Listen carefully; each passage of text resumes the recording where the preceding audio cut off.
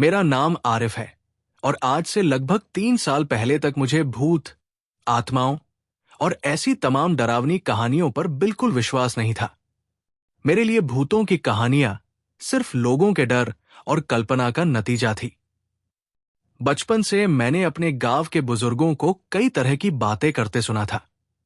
कोई कहता था कि पुराने पीपल के पेड़ के नीचे रात में किसी औरत के रोने की आवाज आती है। कोई कहता था कि नदी के किनारे एक आदमी सफेद कपड़ों में दिखाई देता है, और कोई किसी ऐसे घर का जिक्र करता था जहां रात के समय बर्तन अपने आप खड़कते थे। मैं हर बार हंसकर इन बातों को टाल देता था। मुझे लगता था कि अंधेरे में इंसान का दिमाग छोटी सी आवाज को भी बड़ा बना देता है। हवा की आवाज किसी के रोने जैसी लग सकती है, लकड़ी के सिकुड़ने की आवाज किसी के कदमों जैसी सुनाई दे सकती है, और पेड़ों की परछाइयां किसी इंसान की शक्ल जैसी दिखाई दे सकती है। लेकिन उस एक घटना के बाद मेरी सोच हमेशा के लिए बदल गई। आज भी जब कभी पानी से भरे किसी पुराने कुएं के पास से गुजरता हूं, तो मुझे अपने कानों में वही धीमी आवाज सुनाई देती है जो उस रात मुझे अंधेरे की गहराई से बुला रही थी। सबसे डरावनी बात यह नहीं थी कि मैंने एक ऐसी चीज देखी थी जिसे मैं समझ नहीं सकता था। असली डर यह था कि वो चीज मुझे पहले से जानती थी। उसे मेरा नाम मालूम था, उसे मेरे परिवार के बारे में मालूम था, और उसे एक ऐसा राज पता था जिसके बारे में मेरे अपने पिता ने मुझे पूरी जिंदगी कभी कुछ नहीं बताया था। यह कहानी हमारे गांव से शुरू होती है। हमारा गांव शहर से लगभग 35 किलोमीटर दूर था। गांव के आखिरी हिस्से में एक बहुत पुराना कुआं था जिसे लोग काला कुआं कहते थे। उसका पानी कई साल पहले ही इस्तेमाल होना बंद हो चुका था। कुएं के चारों तरफ जंगली घास, कांटेदार झाड़ियां और पुराने नीम के पेड़ थे। कुएं की गोल दीवार जगह जगह से टूट चुकी थी और उसके ऊपर लोहे की एक पुरानी जाली पड़ी रहती थी। गांव के बच्चे दिन में भी उस तरफ जाने से बचते थे। बुजुर्गों ने हमें बचपन से मना किया था कि सूर्यास्त के बाद उस रास्ते से बिल्कुल न गुजरना। जब हम पूछते कि क्यों, तो हर कोई अलग कहानी सुनाता। किसी के मुताबिक कुएं में कोई औरत गिरकर मर गई थी। किसी के मुताबिक वहां एक परिवार ने आत्महत्या की थी। किसी का कहना था कि कुआं अंग्रेजों के जमाने का था और उसमें कभी लाशें फेंकी जाती थी। लेकिन कोई भी इस बात का पक्का जवाब नहीं देता था कि आखिर उस कुएं में ऐसा क्या हुआ था जिसकी वजह से लोग आज तक उससे डरते थे। मेरे पिता भी हमेशा उस जगह का नाम आते ही चुप हो जाते थे। एक बार मैं छोटा था और मैंने उनसे पूछा था कि क्या सच में काले कुएं में भूत रहता है। उन्होंने मुझे डांट कर कहा था, उस जगह का नाम भी मेरे सामने मत लेना। मैंने पहली बार उन्हें किसी साधारण सवाल पर इतना गुस्सा करते देखा था। उस दिन मुझे थोड़ी हैरानी हुई, लेकिन फिर मैं भूल गया। मेरे पिता स्वभाव से बहुत शांत आदमी थे। गांव में हर कोई उनका सम्मान करता था। उन्होंने अपनी जिंदगी खेतों और छोटे से कारोबार में गुजारी थी। मेरी मां का देहांत तब हो गया था जब मैं 10 साल का था, और मेरी छोटी बहन आयशा तब सिर्फ 7 साल की थी। पिता ने ही हम दोनों को पाला। उन्होंने हमारे लिए कभी दूसरी शादी नहीं की। हम तीनों का रिश्ता बहुत गहरा था। इसलिए जब कभी वो काले कुएं के बारे में बात करने से बचते, तो मुझे लगता था कि शायद उस जगह से उनकी कोई पुरानी बुरी याद जुड़ी होगी। मेरी पढ़ाई शहर में हुई और नौकरी भी मुझे शहर में मिल गई। कुछ सालों तक मैं गांव से दूर रहा। फिर एक दिन पिता की तबीयत अचानक खराब हो गई। मुझे वापस गांव आना पड़ा। उस समय मेरी बहन आयशा भी शहर में पढ़ रही थी। पिता ने फोन पर सिर्फ इतना कहा था कि कुछ दिनों के लिए घर आ जाओ। उनकी आवाज में ऐसी बेचैनी थी कि मैंने बिना सवाल किए उसी शाम बस पकड़ ली। जब मैं गांव पहुंचा तो रात हो चुकी थी। घर में पिता अकेले बैठे थे। उन्होंने दरवाजा खोला और मुझे देखकर मुस्कुराने की कोशिश की, लेकिन उनकी आंखों के नीचे गहरे काले घेरे थे। मैंने पूछा, अब्बा, तबीयत कैसी है? उन्होंने कहा, अब ठीक हूं, बस थक गया हूं। मैंने उन्हें गौर से देखा। मुझे लगा जैसे वो कई रातों से ठीक से सोए नहीं थे। उस रात खाना खाने के बाद हम आंगन में बैठे थे। हवा बहुत शांत थी।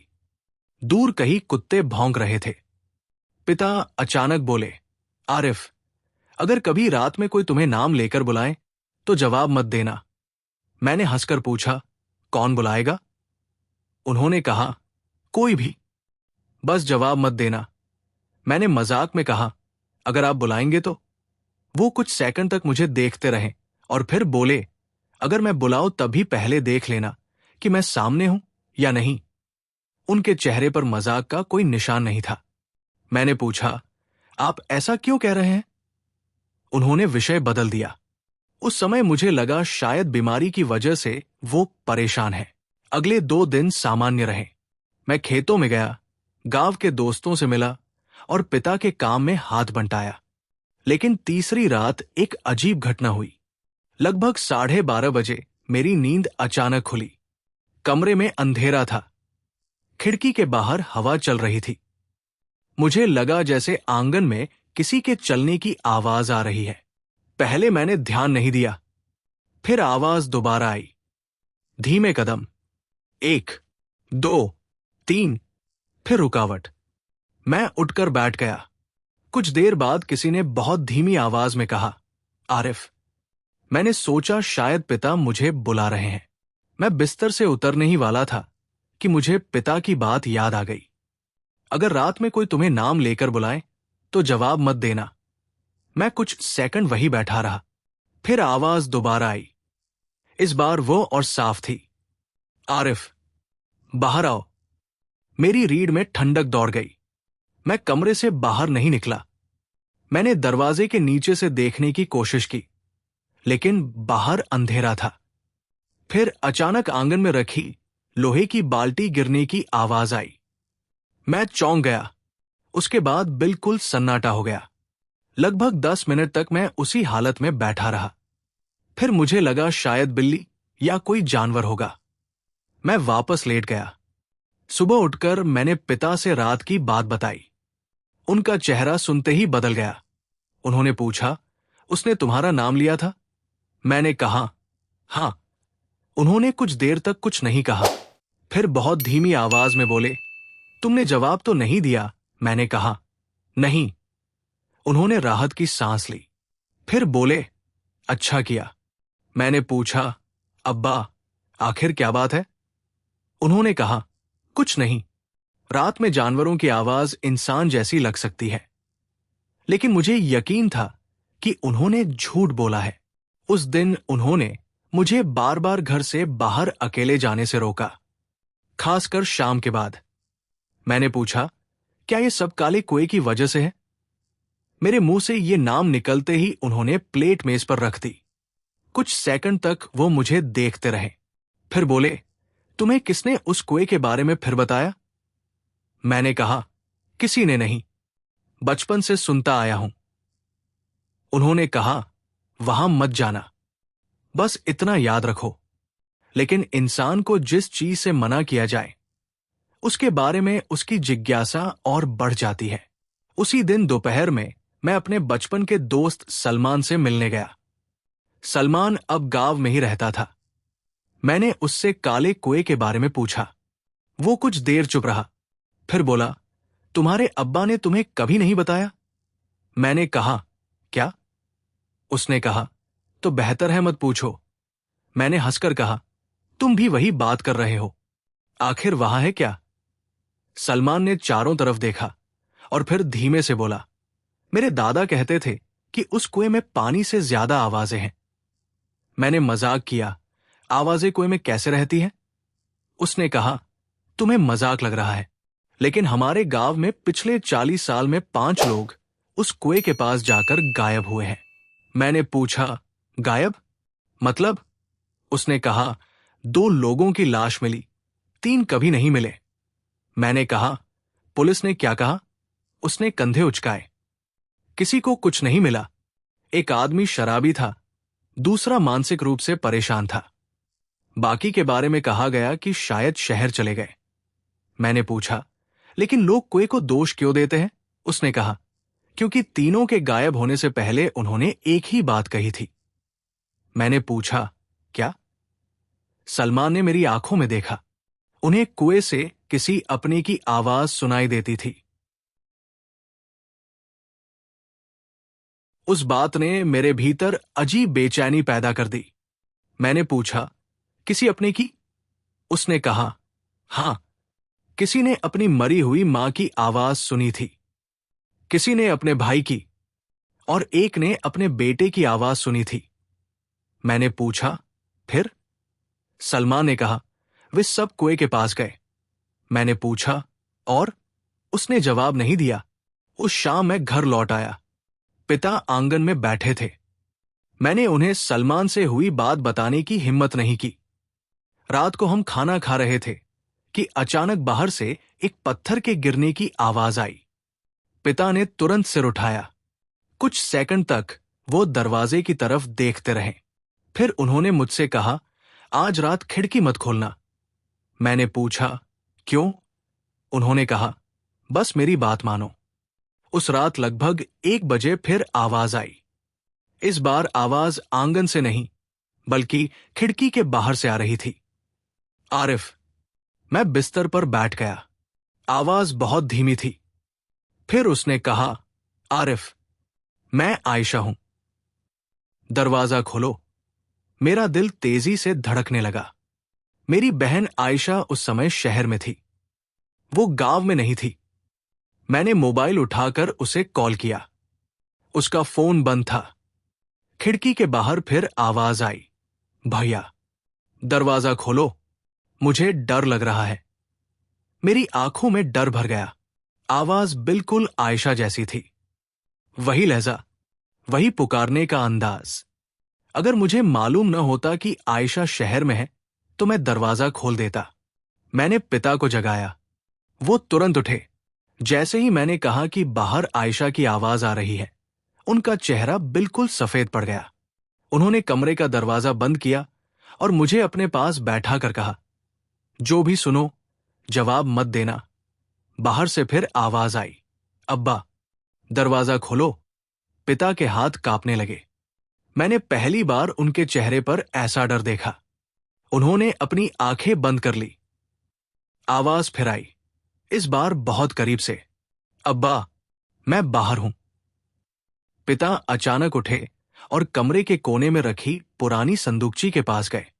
انہوں نے اسے کھولا اور اس میں سے ایک پرانی لوہے کی چابی نکالی۔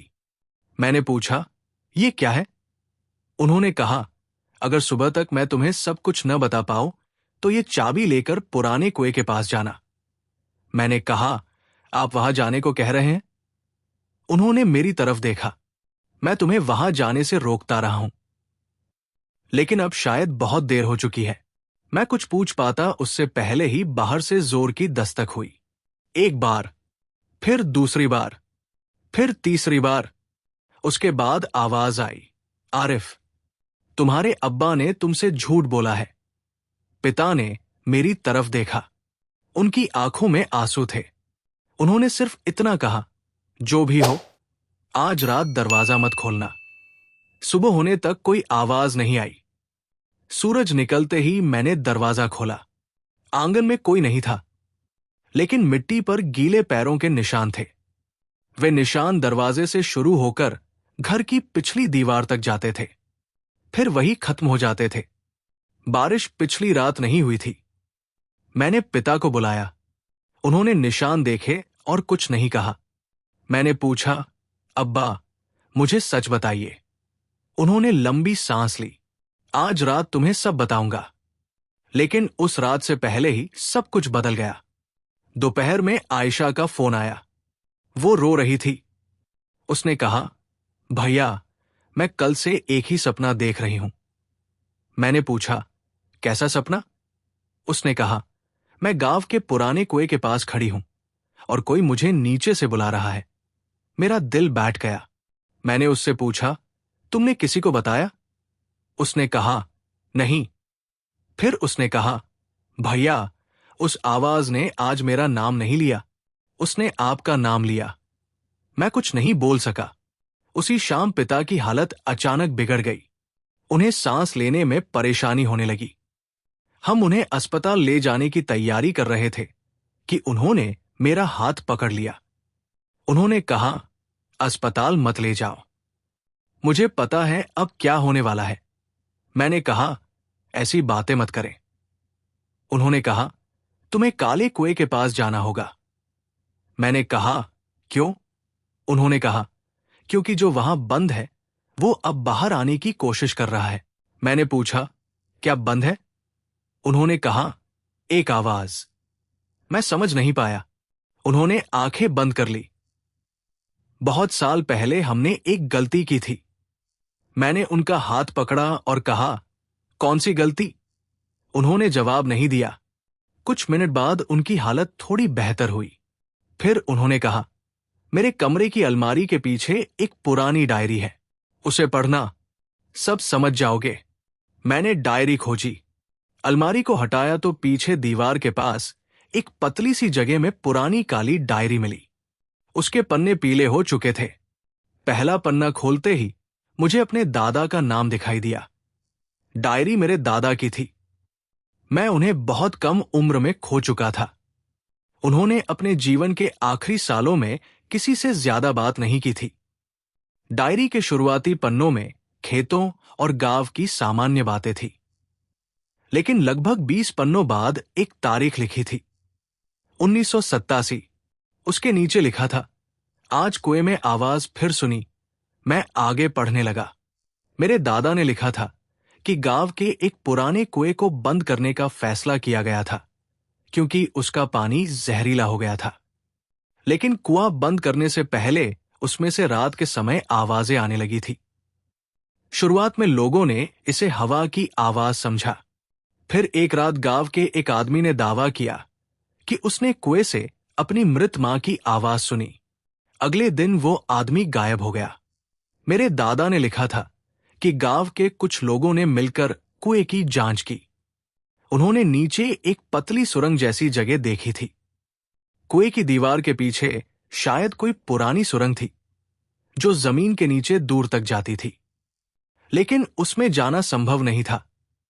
फिर उन्होंने कुएं को पत्थरों से बंद कर दिया। कुछ साल बाद फिर आवाजें आने लगी। डायरी में एक लाइन पढ़कर मेरे हाथ कांप गए। आवाजें मृत लोगों की नहीं हैं, वे उन लोगों की आवाजें हैं जिन्हें सुनने वाला सबसे ज्यादा चाहता है। मैंने पन्ना पलटा। मेरे दादा ने लिखा था कि एक रात उन्होंने खुद अपनी पत्नी की आवाज सुनी जबकि वो उनके पास ही कमरे में सो रही थी। आवाज कुएं से आई थी। उसने उनका नाम लिया और कहा, मुझे बाहर निकालो। मेरे दादा कुएं की तरफ जाने ही वाले थे कि उनके बड़े भाई ने उन्हें रोक लिया। फिर डायरी में एक और नाम था, रहमान। मैंने ये नाम पहले कभी नहीं सुना था। दादा ने लिखा था कि रहमान गांव का एक आदमी था जो कुएं के बारे में सबसे ज्यादा जानता था। वो दावा करता था कि कुएं के नीचे कभी एक पुराना कमरा था। पुराने जमाने में वहां किसी तरह की धार्मिक या रहस्यमय रस्में होती थी, लेकिन किसी को ठीक ठीक नहीं पता था कि सच क्या था। रहमान ने कई बार कहा था कि कुएं में जो कुछ है उसे छेड़ना नहीं चाहिए। फिर एक दिन रहमान गायब हो गया। उसके बाद डायरी के कई पन्ने खाली थे। अगला लेख लगभग 10 साल बाद का था। आज फिर आवाज आई। इस बार उसने आरिफ का नाम लिया। मैंने डायरी हाथ से गिरा दी। मेरी उम्र उस समय पैदा भी नहीं हुई थी। मैंने पन्ना उठाया और दोबारा पढ़ा। बच्चा अभी पैदा नहीं हुआ, लेकिन आवाज उसका नाम जानती है। मेरी सांस तेज हो गई। मैंने अगले पन्ने पढ़े। दादा ने लिखा था कि मेरे जन्म से पहले ही उन्होंने एक भविष्यवाणी जैसी बात सुनी थी। उन्होंने कहा था कि कुएं से आने वाली आवाज कभी कभी उस व्यक्ति का नाम पहले से जान लेती है जो उसके पास जाएगा। उन्होंने ये भी लिखा था कि आवाज किसी इंसान की आत्मा नहीं थी, वो शायद एक ऐसी चीज थी जो लोगों की यादों और आवाजों को अपने अंदर जमा करती थी। अगले पन्ने पर लिखा था, अगर कभी आरिफ को कुएं की आवाज सुनाई दे तो उसे जवाब मत देने देना। اگر وہ جواب دے گا تو آواز اس کے ساتھ گھر تک آئے گی۔ میرے ہاتھ سن ہو گئے۔ میں نے پتا کو ڈائری دکھائی۔ انہوں نے آنکھیں بند کر لی۔ کچھ دیر بعد بولے، میں چاہتا تھا کہ تم یہ کبھی نہ پڑھو۔ میں نے پوچھا، ابا، میرے جنم سے پہلے آپ کو میرے بارے میں کیسے پتا تھا؟ انہوں نے کہا، تمہارے دادا نے ایک رات کنویں کے پاس جا کر تمہاری آواز سنی تھی۔ میں نے کہا، لیکن میں پیدا بھی نہیں ہوا تھا۔ انہوں نے کہا، یہی وجہ ہے کہ ہم اس سے ڈرتے تھے۔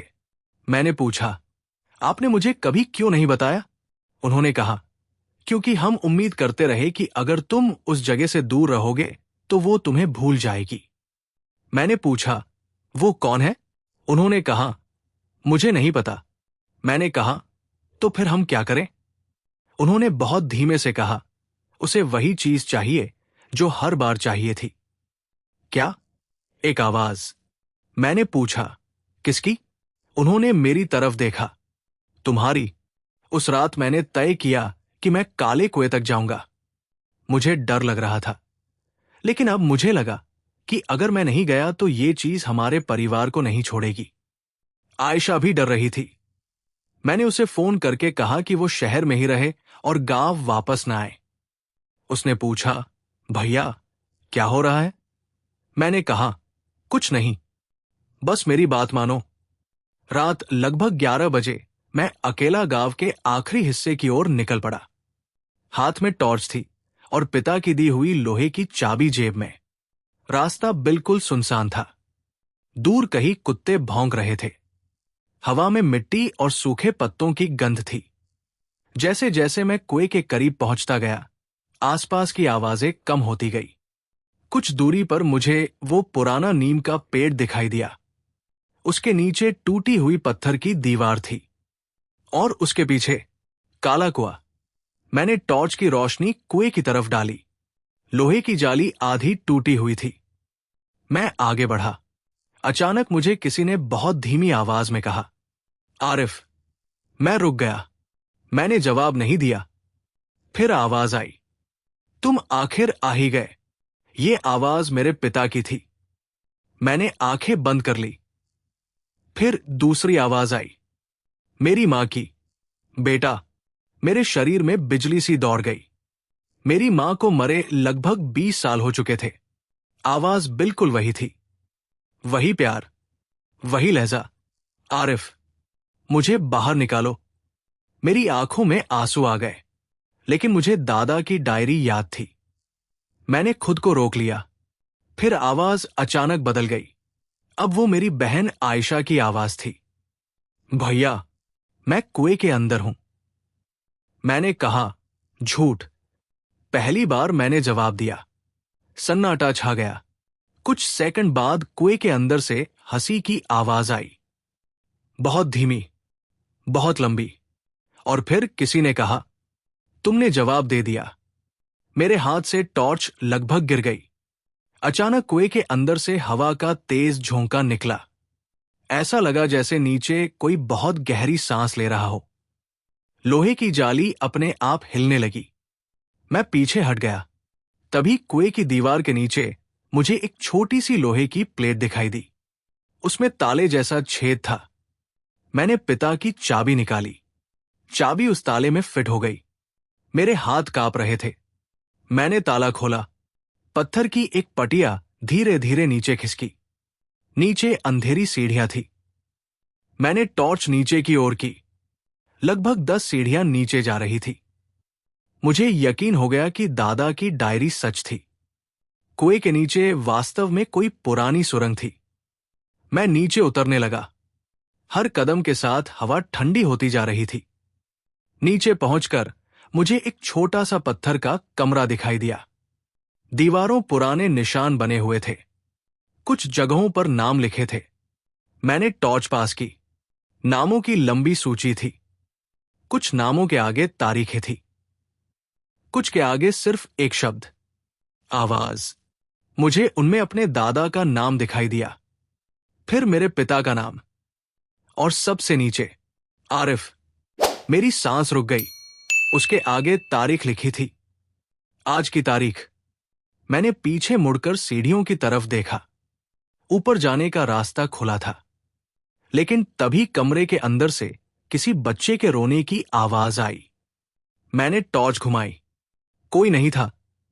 फिर आवाज आई, आरिफ। इस बार आवाज मेरी अपनी थी। मेरे शरीर में डर की एक नई लहर दौड़ गई। दीवार के सामने एक पुराना लकड़ी का बक्सा पड़ा। मैंने उसे खोला। अंदर दर्जनों कैसेट टेप्स थी। हर कैसेट एक नाम लिखा था। मैंने एक उठाई। उस लिखा, अब्दुल रहमान। दूसरी, यूसुफ। तीसरी, सलीमा। फिर एक कैसेट मिली जिस पर लिखा था, आरिफ, भविष्य की आवाज। मैं कुछ सेकंड तक उसे देखता रहा। कमरे के कोने में एक पुराना कैसेट प्लेयर पड़ा था। मैंने कैसेट उसमें डाल दी, प्ले दबाया। पहले सिर्फ खरखराहट सुनाई दी, फिर मेरी आवाज, अगर तुम ये सुन रहे हो तो तुम नीचे पहुंच चुके हो। मैं पीछे हट गया। रिकॉर्डिंग में मेरी आवाज जारी थी, मुझे नहीं पता कि तुम कौन हो, लेकिन अगर तुम आरिफ हो तो मेरी बात ध्यान से सुनो। मेरी सांस रुक गई। तुम्हारे पिता ने तुम्हें पूरी सच्चाई नहीं बताई। फिर कुछ सेकंड की खामोशी। ये चीज आवाजें नहीं चुराती, ये यादें चुराती है। पहले ये किसी इंसान की आवाज सीखती है, फिर उसकी यादें, फिर वो उस इंसान को ऐसी जगह बुलाती है जहां वो अपनी सबसे प्यारी आवाज सुन सके। जब वो व्यक्ति नीचे आता है तो वो धीरे धीरे उसकी पहचान अपने अंदर ले लेती है। मैंने कैसेट बंद कर दी। मुझे लगा जैसे कमरे की दीवारें मेरे चारों तरफ सिकुड़ रही है। मैंने ऊपर जाने की कोशिश की, लेकिन तभी सीढ़ियों के ऊपर कोई खड़ा दिखाई दिया। टॉर्च की रोशनी वहां पहुंची। वो मेरे पिता थे। मैंने कहा, अब्बा।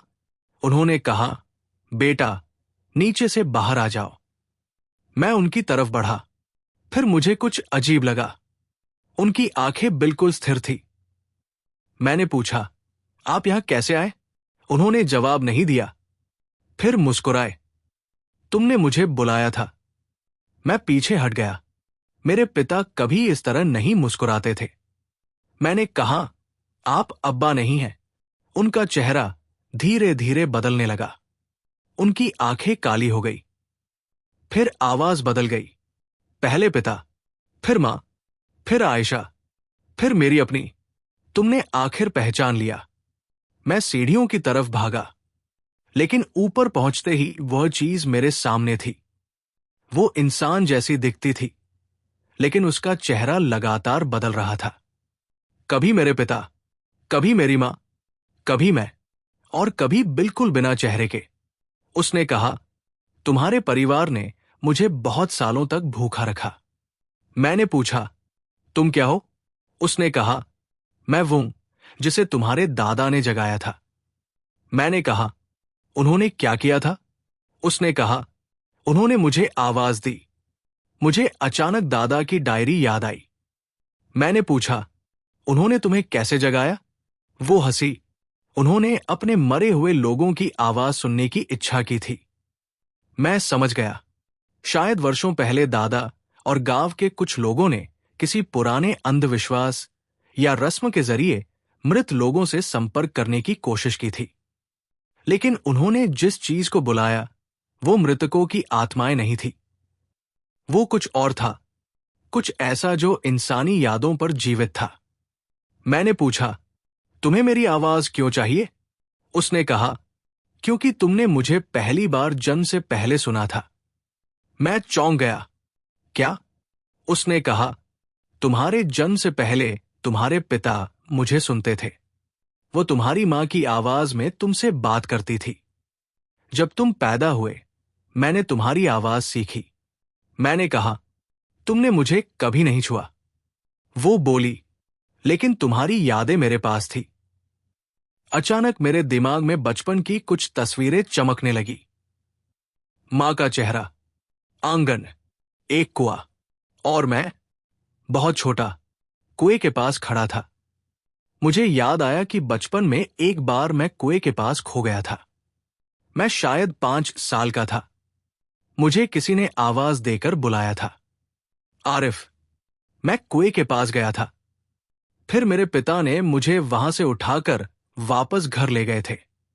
میں نے یہ گھٹنا پوری طرح بھول چکا تھا.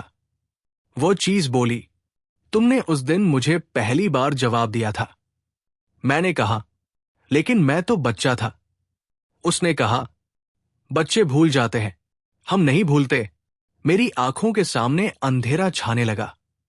میں نے کیسٹ پلیئر کی طرف دیکھا. مجھے اچانک سمجھ آیا کہ میری آواز والی کیسٹ کس نے ریکارڈ کی تھی. وہ میں نہیں تھا. وہ چیز میری آواز کا استعمال کر کے مجھے پھنسا رہی تھی. میں نے کیسٹ اٹھائی اور اسے پتھر پر پٹک کر توڑ دیا. وہ چیز چیخ اٹھی. پورا کمرہ کانپنے لگا. اوپر کنویں کی جالی ہلنے لگی. میں نے دیکھا کہ دیوار پر بنے ناموں میں سے کئی نام مٹنے لگے. پھر میرے پتا کا نام بھی غائب ہو گیا. میں نے پوچھا، تمہیں کیسے ختم کیا جا سکتا ہے؟ وہ چیخی، تمہارے پاس میری کوئی آواز نہیں ہے. میں سمجھ نہیں پایا.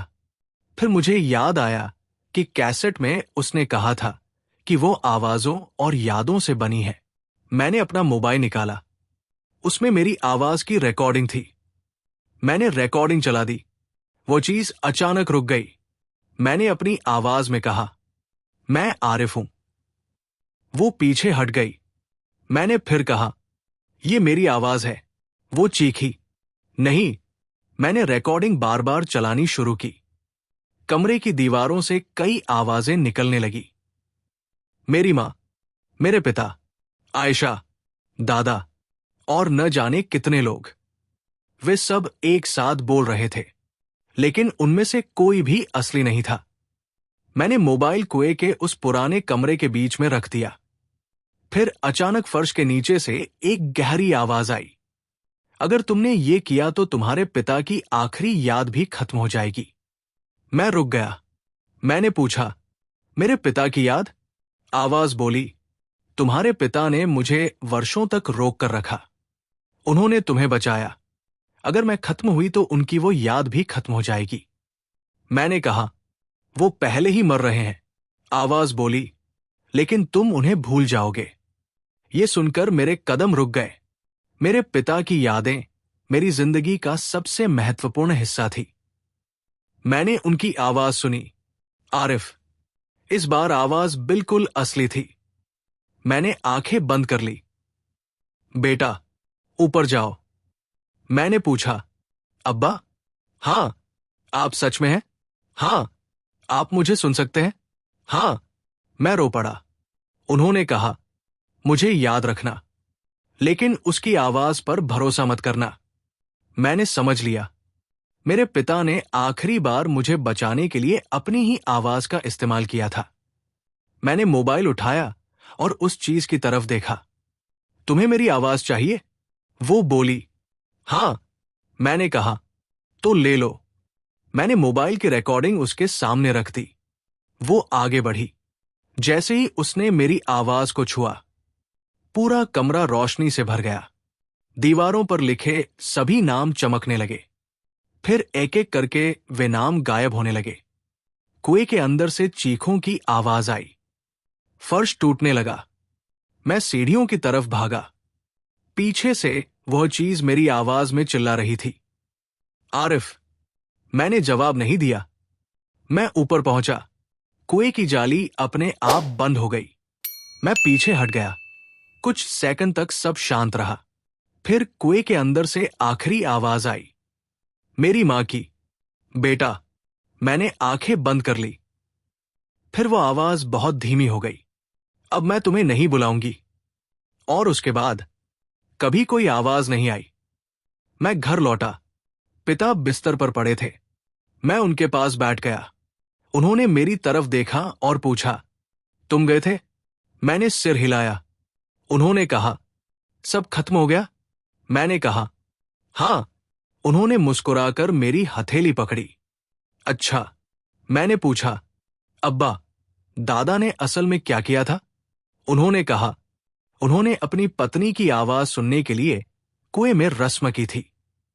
میں نے کہا، اور آپ نے؟ انہوں نے کچھ دیر بعد کہا، میں نے بھی ایک بار کوشش کی تھی. میں حیران ہو گیا. آپ نے؟ انہوں نے کہا تمہاری ماں کے مرنے کے بعد۔ انہوں نے بتایا کہ ماں کی موت کے کچھ مہینے بعد انہوں نے ایک رات کنویں کے پاس جا کر اس کی آواز سنی تھی۔ آواز نے انہیں بلایا۔ وہ نیچے جانے والے تھے لیکن دادا نے انہیں روک لیا۔ تب انہیں پتا چلا کہ وہ ان کی ماں کی آواز نہیں تھی۔ میں نے پوچھا پھر آپ مجھے وہاں سے کیوں بچاتے رہے؟ انہوں نے کہا کیونکہ وہ تمہاری آواز جنم سے پہلے ہی جانتی تھی۔ کچھ دنوں بعد پتا کی طبیعت اور بگڑ گئی۔ ایک صبح انہوں نے مجھے بلایا۔ میں ان کے پاس بیٹھا۔ انہوں نے کہا عارف، اگر کبھی میری آواز تمہیں رات میں سنائی دے۔ میں نے کہا تو میں جواب نہیں دوں گا۔ انہوں نے مسکرا کر کہا اچھا ہے۔ اس شام انہوں نے دنیا چھوڑ دی۔ میں نے انہیں اسی گاؤں میں دفن کیا۔ کئی مہینے تک سب شانت رہا۔ میں نے کالے کنویں کے آس پاس کی زمین کو بند کروا دیا۔ گاؤں والوں نے پوچھا کہ میں نے ایسا کیوں کیا۔ میں نے کوئی جواب نہیں دیا۔ عائشہ شہر میں ہی رہنے لگی۔ میں بھی واپس شہر چلا گیا۔ دھیرے دھیرے مجھے لگا کہ شاید سب ختم ہو چکا ہے، لیکن لگ بھگ 1 سال بعد ایک رات میں اپنے اپارٹمنٹ میں بیٹھا کام کر رہا تھا۔ گھڑی میں 12:17 ہو رہے تھے۔ اچانک میرے کمرے میں ایک بہت دھیمی آواز آئی، عارف۔ میں نے کام روک دیا۔ کمرے میں کوئی نہیں تھا۔ پھر آواز آئی، اس بار میرے پتا کی، بیٹا۔ میری آنکھیں بند ہو گئی۔ میں نے جواب نہیں دیا۔ پھر آواز بولی، میں یہاں ہوں۔ میں نے اپنی آنکھیں کھول کر سامنے دیکھا۔ کمرے کے کونے میں ایک پرانا کیسٹ پلیئر رکھا تھا۔ وہ وہی کیسٹ پلیئر تھا جو مجھے کنویں کے نیچے ملا تھا۔ میں نے اسے وہاں رکھا ہی نہیں تھا۔ وہ اپنے آپ چلنے لگا۔ پہلے کھرکھراہٹ، پھر میری ماں کی آواز، عارف۔ میں نے موبائل اٹھایا اور اسے ریکارڈ کرنا شروع کیا، لیکن جیسے ہی ریکارڈنگ شروع ہوئی، کیسٹ پلیئر بند ہو گیا۔ میں نے اسے اٹھایا۔ اس کے پیچھے ایک چھوٹا سا کاغذ چپکا ہوا تھا۔ میں نے اسے نکالا۔ اس پر صرف ایک لائن لکھی تھی، تم نے میری آواز بند کی ہے لیکن میری یاد نہیں۔ میں نے اس رات وہ کیسٹ جلا دی۔ اگلی صبح سب سامانیہ تھا، لیکن کچھ دنوں بعد مجھے ایک پتر ملا۔ کوئی نام نہیں، کوئی پتہ نہیں۔ اندر ایک پرانی تصویر تھی۔ تصویر میں میرا دادا کھڑے تھے۔ ان کے پیچھے وہی کالا کنواں تھا، اور ان کے پاس ایک چھوٹا بچہ کھڑا تھا۔ وہ بچہ میں تھا۔ تصویر کے پیچھے تاریخ تھی، میرے جنم سے 5 دن پہلے۔ میں نے تصویر کو کئی بار دیکھا۔ پھر میں نے اپنے پریوار کی پرانی تصویریں کھوجی۔ مجھے ایسی کوئی تصویر نہیں ملی۔ میں نے دادا کی ڈائری پھر کھولی۔ آخری پنے پر ایک واقعہ تھا جسے میں نے پہلے نہیں دیکھا تھا۔ سیاہی بہت ہلکی تھی۔ میں نے اسے روشنی کے نیچے رکھا۔ وہاں لکھا تھا، جس بچے کی آواز اس نے جنم سے پہلے سن لی ہو، اس سے وہ کبھی پوری طرح دور نہیں ہوتی۔ آج اس گھٹنا کو 3 سال ہو چکے ہیں۔ میں نے گاؤں کا گھر بیچ دیا۔ کالا کنواں اب لوہے کی موٹی چادروں سے بند ہے۔ کسی کو وہاں جانے کی اجازت نہیں۔ میں نے عائشہ کو کبھی پوری سچائی نہیں بتائی۔ شاید وہ بہتر ہے، لیکن کہانی یہی ختم نہیں ہوتی۔ کچھ مہینے پہلے میں اپنے شہر کے ایک پرانے بازار میں گیا تھا۔ وہاں ایک آدمی پرانی چیزیں بیچ رہا تھا۔ مجھے ایک پرانا کیسٹ پلیئر دکھائی دیا۔ میں اسے دیکھ کر آگے بڑھ گیا، لیکن دکاندار نے مجھے آواز دی، صاحب، یہ آپ کے لیے ہے۔ میں نے کہا، میرے لیے؟ اس نے کہا، ہاں، اسے کل ایک آدمی چھوڑ گیا تھا۔ اس نے کہا تھا کہ جب آپ آئے تو آپ کو دے دینا۔ میں نے پوچھا، کون آدمی؟ دکاندار نے کہا، پتہ نہیں، چہرہ یاد نہیں۔ میرے ہاتھ ٹھنڈے پڑ گئے۔ میں نے کیسٹ پلیئر نہیں لیا۔ میں وہاں سے چلا آیا، لیکن دکاندار میرے پیچھے بھاگتا ہوا آیا اور بولا، صاحب، اس میں آپ کا نام لکھا ہے۔ میں نے کیسٹ پلیئر دیکھا۔ اس پر ایک چھوٹا سا سفید کاغذ چپکا تھا۔ اس پر لکھا تھا، عارف۔ میں نے وہ چیز سڑک پر چھوڑ دی اور گھر لوٹ آیا۔ उस रात मैंने पहली बार अपनी मां को सपने में देखा। वो बिल्कुल वैसे ही मुस्कुरा रही थी जैसे मुझे बचपन में देखकर मुस्कुराती थी। उन्होंने कहा, डरो मत। मैंने पूछा, आप सच में मेरी मां हैं? उन्होंने सिर हिलाया। फिर उन्होंने कहा, जिस चीज से तुम लड़ रहे हो वो तुम्हारे पीछे नहीं है। मैंने पूछा, फिर कहाँ है? उन्होंने मेरी तरफ देखा और बहुत धीमी आवाज में बोली, वो तुम्हारे अंदर है। मेरी नींद खुल गई। मैं पसीने में भीगा हुआ था। कमरे में अंधेरा था। मैंने पानी पीने के लिए हाथ बढ़ाया। तभी मेरे मोबाइल की स्क्रीन अपने आप जल उठी। उस पर एक नई ऑडियो रिकॉर्डिंग थी। नाम, आरिफ की आखिरी आवाज। मैंने उसे नहीं खोला, लेकिन कुछ सेकंड बाद रिकॉर्डिंग खुद चलने लगी। पहले मेरी अपनी आवाज सुनाई दी, अगर तुम ये सुन रहे हो। मैंने तुरंत मोबाइल बंद कर दिया, लेकिन आवाज बंद नहीं हुई। वो मेरे कमरे में चारों तरफ से आ रही थी। मेरी आवाज, अगर तुम ये सुन रहे हो।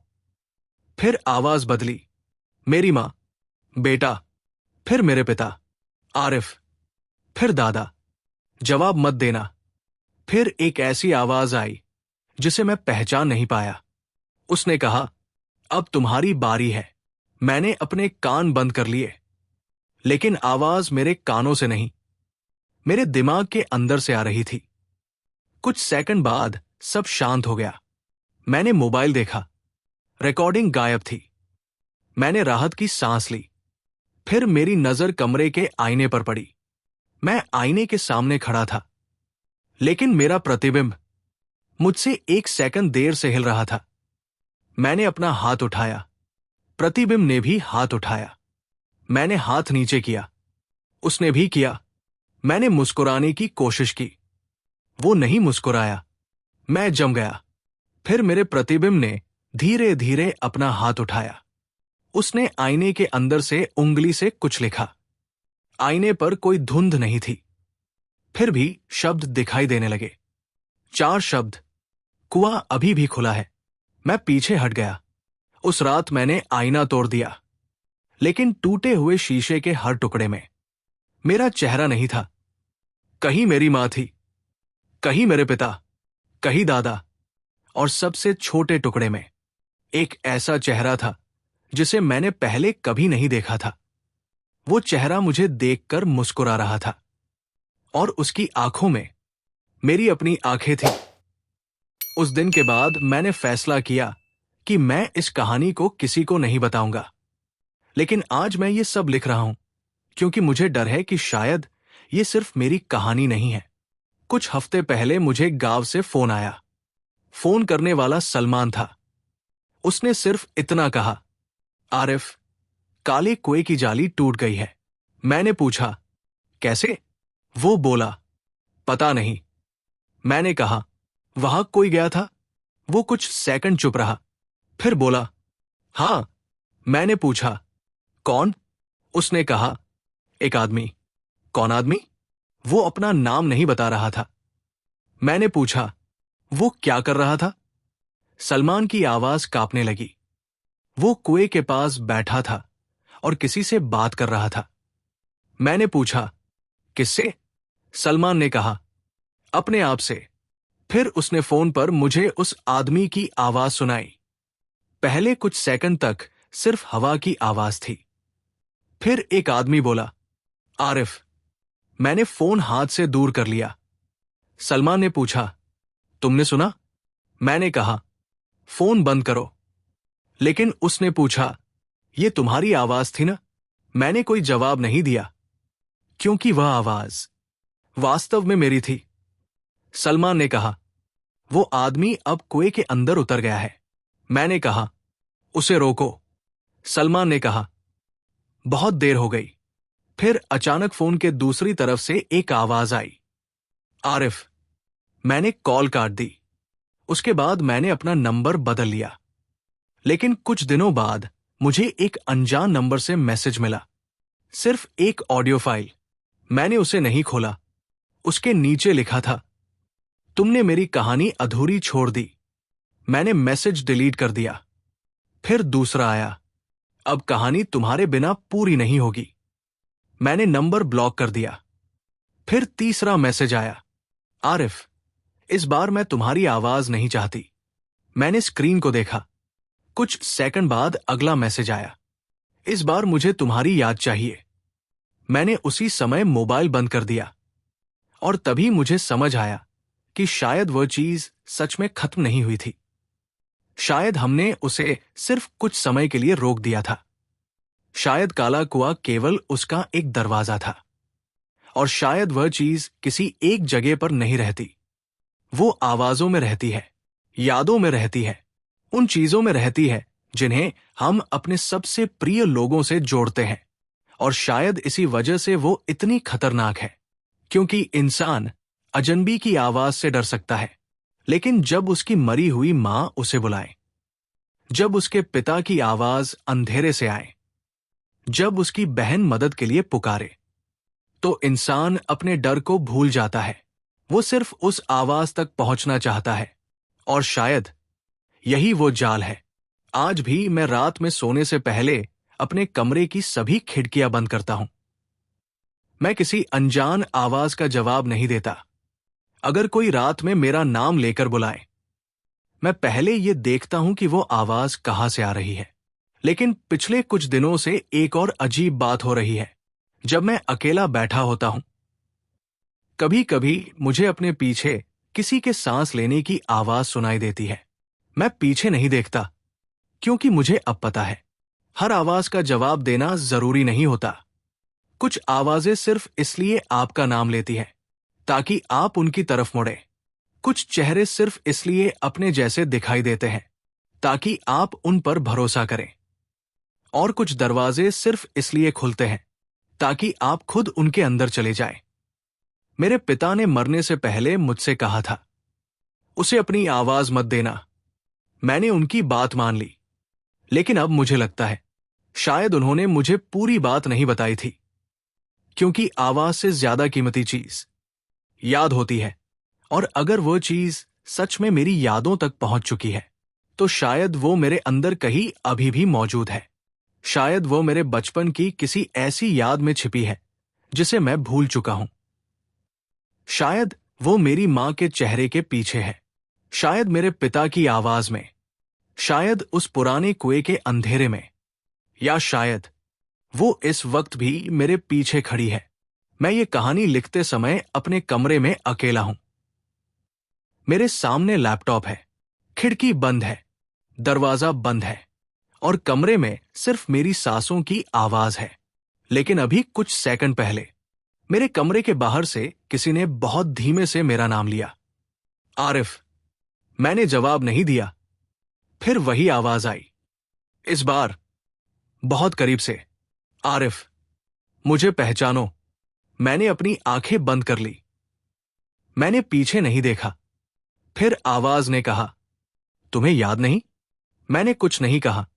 आवाज हंसी।